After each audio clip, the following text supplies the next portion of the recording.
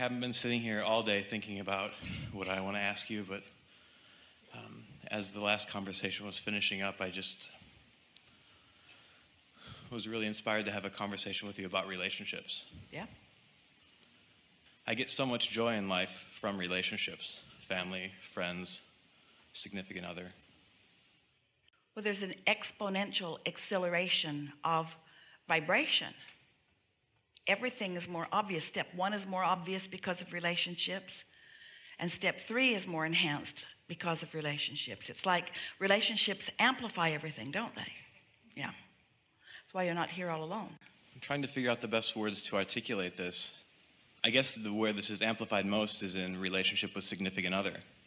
I'm really great at attracting and creating a wonderful relationship. I'm not necessarily the best at keeping it. It always kind of seems to come down to... Before you go further, we want to make a strong statement here. Manifestations, whether it's a relationship or a job or even purchasing something or living in something, manifestations are fickle because all of the power is in the becoming. And when something has become, and you see it as having become, and you don't realize that you're still getting ready to get ready to get ready to get ready to get ready, then they become stagnant, even sort of dormant, and at a minimum, less interesting.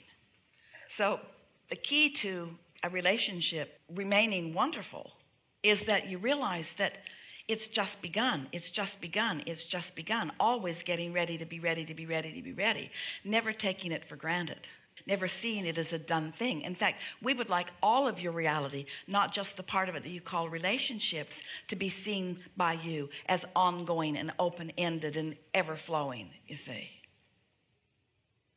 There's a tendency, and this is something that happens with most people on most subjects.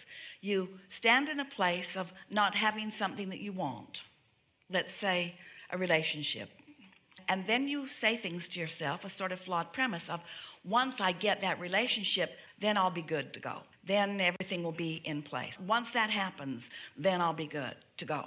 And what you're not realizing is that having that relationship is not going to change your patterns of thought. It's not going to change your relationship with your inner being, not for very long anyway. It might in the beginning cause you to be more in alignment because you're flowing more thoughts of appreciation toward one another. So you're more likely to be in alignment, but you just can't sustain connection to source energy by looking at anything that is. It's always got to be ongoing. That's why so many people, even within relationships, seem to always be looking for the next one and the next one and the next one and the next one. It's why most people are not very satisfied where they are. You don't need to keep changing partners or changing jobs or changing circumstances, but you do need to find continuing new ways of reflecting, because where you stand in any moment is always new. And so if you're looking for more that is new within it, then it goes better. We'll hear you. So playing off of that, then, what is the best way to find continuously new ways of reflecting? Well, the most significant thing is to realize that your first and foremost partner is your inner being. And we know we're out into that weird realm again, where we want you to care more about your relationship with who you really are than with anyone else. And so when you take the time to do that, then you're tuned into the whole of you. And when you're tuned into the whole of you, then you're more responsive to everything in your life, you see. What happens in most relationships, really situations of all kinds, but let's really focus on relationships, is that you keep looking for what you need from the relationship. I feel better when you do this, or I feel better when you agree with me about that, or I feel better when we do these things together. And what happens is that puts your partner into a sort of bondage a little bit, because now your happiness seems to depend upon their behavior, and you just can't get very far with that unless they happen to just like every single thing exactly the way you like every single thing, which is rare. Where I seem to run into a snag quite often is finding that stability and maintaining that alignment with my inner being when someone that I care about is really disapproving of my choices. or where I'm at. But you see, that's why we say you can't get there from there. You can't be in the middle of all of that mess and get there. But here's the thing that we really want to say in a way that you can really hear it.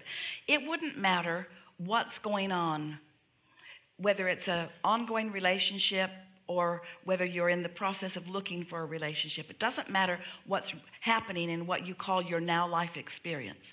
Under any and all condition, you have the ability to set yourself in a comfortable place, in a quiet setting, and quiet your mind and stop your vibrational pattern for 15 minutes. You have the ability to do that.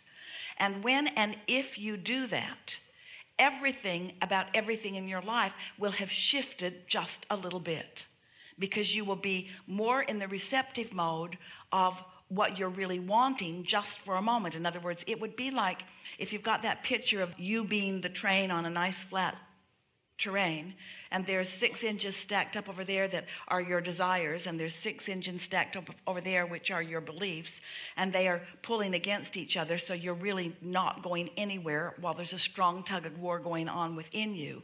If you would, under those conditions, and let's say it's 6 engines about relationship and 6 engines about desire, let's say that that's what the subject is that's got you all tied up in this tension, and if you would decide to quiet your mind, as you quiet your mind, all of those engines would rest their engines. All of them. The desire engines would subside, the belief engines would subside, everything would subside, and so would your tension. So now you're sitting there in a sort of suspension of tension, in a new place in relationship to your desire. Now, here's the thing about this that we really want you to understand, and it's what we wanted our friend to be able to tell the people he's coaching, even though it might feel a little weird to tell them. Since you have been this creator coming into this body long before you got into this body, there is a point of attraction that is always moving, that your attraction about your own well-being is always in motion. In other words, there are always positive engines stacked up for you, even when you're mindless. Because you've come into this with that's who you are. That's the basis of who you are. Well-being is the basis of who you are. So when you manage to quiet your conscious mind altogether, your inner being's conscious mind isn't quieted, just yours. Dun, dun, dun. Your inner being's mind isn't quieted, just yours. So it really is only the resistant mind that is quieted. Can you hear how important that is? So now, you're in this state of suspending your doubt and your disbelief about things, but now you're in this place of well-being, and that's why that a feeling of satisfaction would be an emotion that you could feel. If you can stay there long enough, that feeling of a oneness or coming homeness or well-beingness will be your experience. And when you, after a conversation like this, when you acknowledge that you are there, and the words wash across your mind, something like, I must be ready to be ready because my tension is gone and I feel good. And I'm going to stay here for a bit. And you stay there, even if those other thoughts try to creep in, it's not as likely that they will, and momentum will begin to move. And it doesn't take very long in that suspended of the problematic resistant beliefs for the momentum of your inner being to be expressed to you in a way that you will receive it. In other words, imagine your inner being is standing in your vortex, knowing everything you want, everything you are, everything you want about everything you want. Your inner being knows everything about everything that you want and where everything is in relationship to you, and knows what your path of least resistance is. Your inner being knows, oh, hear this, your inner being knows what thoughts to project to you that are not problematic thoughts. Think about it. Your inner being will walk you through your path of least resistance. Talk about a coach. Your inner being will talk you on your path of least resistance by not bringing up things that are resistant in nature. We talked to Esther about furniture at first. You see what we're getting at? And so then you follow that thought, and you follow that thought, and you follow that thought, and before you know it, you're all full of enthusiasm. You're ready to get into this day. There are things that you want to do. You're feeling inspired. Now, this might not last all day long because life might come at you again, And you might start stacking up those engines with your conscious mind, going toward what you want and against what you want. In other words, that's a sort of normal step one kind of day that you might have. But tomorrow morning, or maybe later today, but at least tomorrow morning, you're going to stop again for 15 or 20 minutes and quiet your mind. And all of that tension is going to subside again. And the momentum of what you really want is going to be dominant again. And your inner being is going to present to you in a more focused way. But the most important thing is you're going to be more receptive than you usually are. And you're going to get another thought. And that thought is going to gather some momentum. And it doesn't take very long before the whole balance of vibration within you has shifted.